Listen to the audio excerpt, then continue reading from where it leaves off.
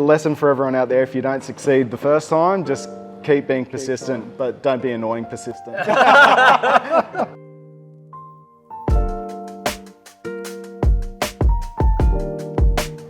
Welcome everyone to another episode of A Beer with the Brewer.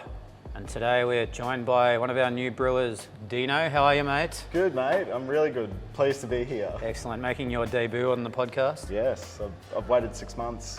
Well, it's been a long 6 months, but I'm finally here, I think guys. you have to pass your probation before you get a gig, mate. Which is today, I believe. There you go. Yeah, that's why we put you on the show. Oh, there you go. See, celebrations all around, guys. Sign him off, mate. Congratulations. Yeah. And Jeremiah, how are you, mate? I'm very good, Matthew. Good to have How are you you? here, mate. I'm Happy well. Friday, mate.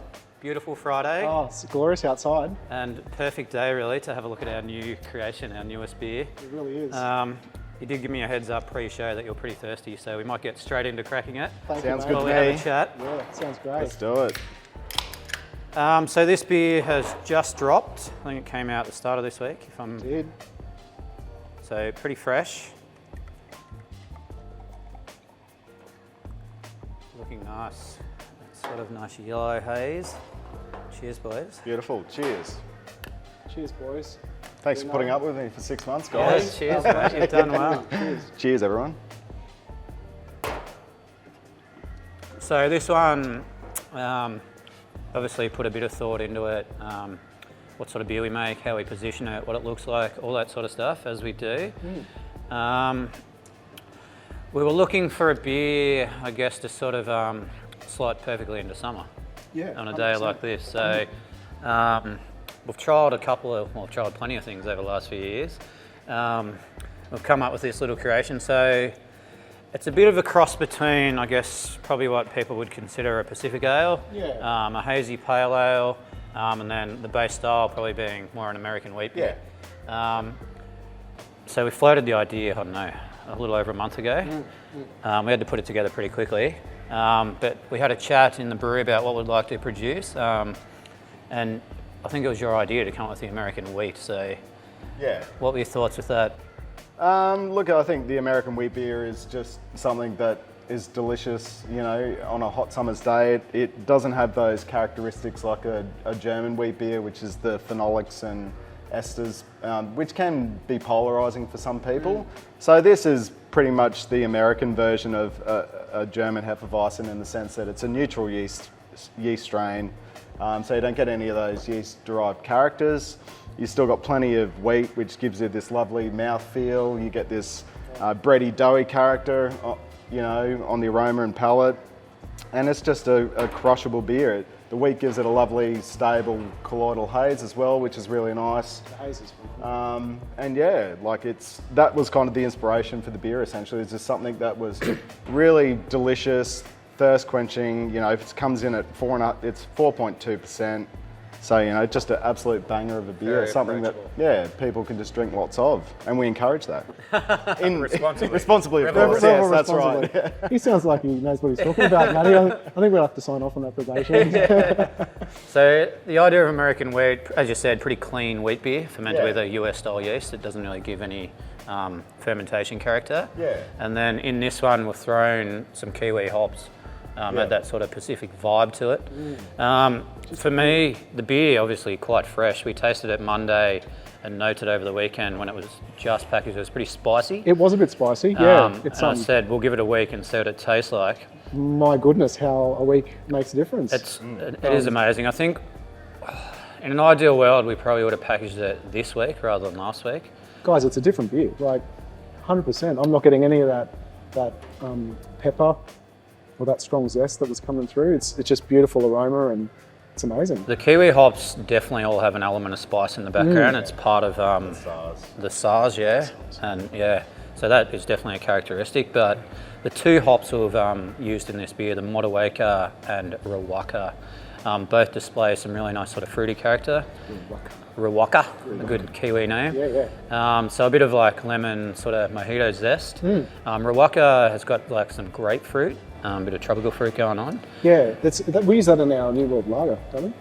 We use Motueka and white. That kind of lime, lime mojito zesty kind of character yeah. with a bit of spice, like Matty was saying, which you get from So tasting it now, That's- the fruit is starting to come out. So often with hoppy beers, as I've said before, they take a week, sometimes up to 2 weeks before they really start to pop.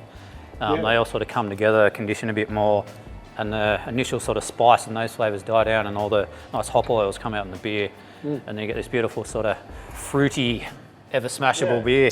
You really do, and at 4.2%, the Pacific Haze is an absolute banger of a beer. Like, you know, it's pretty sunny out there today. It's a Friday afternoon. Take a couple of these home, sit on the deck, and enjoy the sunshine. Absolutely. Absolutely. And, you know, you can revel a bit more responsibly at 4.2%. You can have a couple, and, you know, and a bite to eat and still be good for the afternoon. So, yeah, no, it's a beautiful beer. Are you guys happy with the way it's all turned out?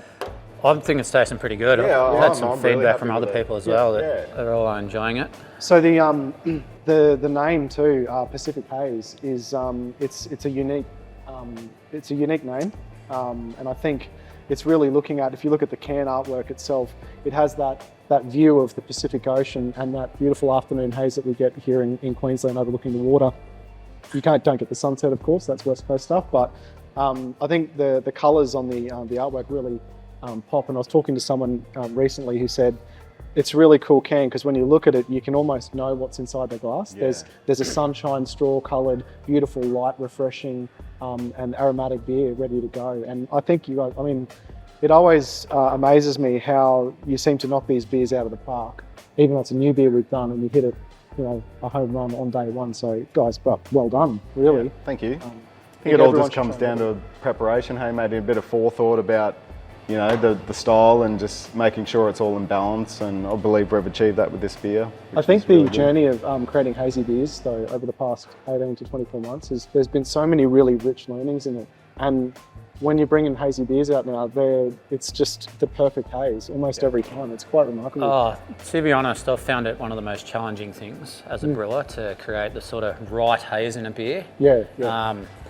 I cut my teeth on filtering the crap out of beers. DE filters, I don't know how many of them are actually around anymore. We would filter it to within an inch of its life, try and get all the haze out, and now all that's basically thrown on its head and you're trying to do things almost the opposite way to create the haze. So it Clear did take beers me a are a thing of the while past. being, I guess, I don't know if I'm a traditional brewer by any means, but There's nothing traditional about you, Matthew. So maybe that bucket hat you've got on with Foster's on it, that's fairly traditional. That is. But having sort of cut my teeth on making those sort of clear beers, basically, clear lager, and then, gone into making beers like this. So it definitely has sort of been a journey, and some you're happy with that and you're like trying to recreate it and it'll come out differently. Like a hazy IPA is an ongoing challenge. The Sunset Haze. Yeah, the Sunset Haze. So the last batch we released a couple of weeks ago, I think that's the happiest we've been with the beer. Yeah, that's great. We had trouble there you with go, people. Get onto the latest batch of Sunset Haze on the 18th of December, November. Had issues with it staying hazy, stable haze, and then had issues with it being too hazy. There was sort of too much yeast hanging around in the beer, which isn't that pleasant to drink. Gives that sort of soapy, not fantastic character. Tell you what, you never get bored being a brewer though, hey? Constantly tweaking and learning and adapting constantly and something changing. happening. Nothing's ever the same, so... And that's the part of the joy about being a brewer, I suppose, is making something and then refining it, you know, because even if you make a cracking beer, well, at least for myself, I'm always looking at just, you know, the 1%ers as we have in the brewery. It's just tweaking it a little bit more, you know, in the ultimate chase of perfection, whether you actually ever get there or not. But it's just fun to, you know, really push yourself and just try and make a beer that you're proud of and that you love to drink and that everyone else loves to drink too. I love that, and that's what we do here. You know, you see the passion. It's the beer with the brewers today. I've got two brewers, which is awesome, and you see how much love and attention goes into it. In fact, Dino, going all the way back 4 or 5 years, being an old neighbour of mine in Bulimba, you know, I think one time where I was rinsing my fermenter out into the drain, you were actually rinsing your fermenter in the drain at the same time. I was like, hey, hell, neighbour. I know it's a bit of a blast from the past, but no, I've been hanging around, rapping at your door for a while. I think it first started when I used to work as an engineer over in the valley. It was my previous working life, and when I'd catch the Cross River Ferry, I'd often cycle past, and I noticed that there was a brewery being built in Oxford Street. And I was just like, oh, that's great, you know, because at the time I was halfway through a grad certificate in brewing science. And I really wanted to get out of engineering and, you know, do a bit of a passion play and get into something I loved doing.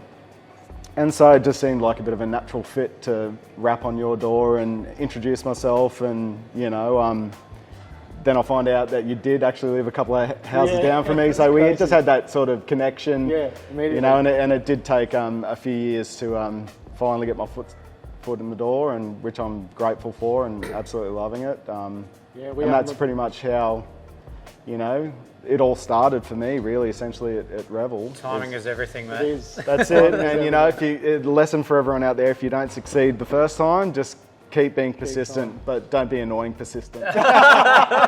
And I don't know if I ever get ever on that knife edge, you know, it's like being too annoying and just being persistent enough. We'll tell you after the podcast, mate. Yeah. Depends how many Pacific Hazes Matty has, but then the truth comes out. So. No, I love that. There's a beautiful lesson in that, and it's, you know, the only time you fail is when you give up. Yeah. You know, you got to keep trying, and I'm so glad you did, and so grateful that the company is at a point where it can bring more wonderful people in that offer a whole, like you talk about your previous career in engineering, and think of all of the wonderful things from that you bring into brewing, and you know, offsetting the team and the skill sets we have already with Matty and Gaz and whatnot. So it's a great story. Yeah. And again, it's about local. You know, we're supporting local people, and you're supporting local business, and it's what makes the world go around. And to be truthful, what I really love is when I come past the venues and I see people that I know in the venues who are, you know, mums and dads of kids that go to the Blimbus State School, and, you know, there's just a real sense of joy when you see them enjoying something that you've actually made, and being a local, that's just even more important for me. So yeah, it's great. Before you were with us, mate, you spent a little bit of time at Ballistic. Yeah, I was with Ballistic, so shout out to all the guys out there. Great team, great crew. So would you spend a year there? Yeah, it was about a year. Yeah. So good learnings out at Ballistic? Yeah, no, I learned a lot. Obviously, I'd just left engineering. I'd finished that grad certificate. So I had no real practical experience in a working brewery. I did do a lot of home brewing, which is great. Taught you kind of the fundamentals, and, you know, packaged all that up, and I hit the ground running at Ballistic, and yeah, learned a lot, and yeah, just kept growing. But it wasn't the right place for me in my heart, so I had to move on, and I've just moved on to bigger and better things here, which is great. Awesome. Cheers to that. That's good. Cheers, Matty. Now, mate, the back to the label. There's a bit of a story other than the beautiful sunset and the waves crashing in. I believe this is it Cura? Yeah, it's Cura Beach down Rainbow Bay. Rainbow Bay down south near Coolangatta. Yeah, so I was born and raised on the Gold Coast. Moved up in the Brizzy when I was a teenager, and I think I grew up on top of Kiri Hill, where that big wooden eagle is that overlooks the ocean there, and we saw some amazing, you know, sunsets, and you could always see the surf ripping through. So yeah, growing up down there, and, you know, being a nipper and all that sort of stuff, I wanted to, when we talked about Pacific Haze as a beer and a brand, we wanted to capture some elements of what Pacific Ocean is and what that haze could be. And it took me straight back to Matt Vigotis. Shout out to Verg for another cracking design. He's a Gold Coast boy too, and said to him, look, can we capture the headland at Rainbow Bay where the Sweet Masters comps used to be, and I used to get on the beach every weekend. And he's like, yeah, no worries. So the way it turned out, we had the headland in, and we've kind of removed it just to really focus on what the Pacific Haze is, which is the ocean itself with that beautiful aquary kind of greeny blue water, and then that nice gentle afternoon sun that you get that cracks over the Pacific Ocean. So really happy with how it's turned out, particularly the colours. They're just I love the label. It's so yeah, there's a story in that, and it's a tip of the cap to the Gold Coast region. So if anyone on the GC that wants to wrap their laughing gear around a cracking beer, the Pacific Haze, this one's for you guys.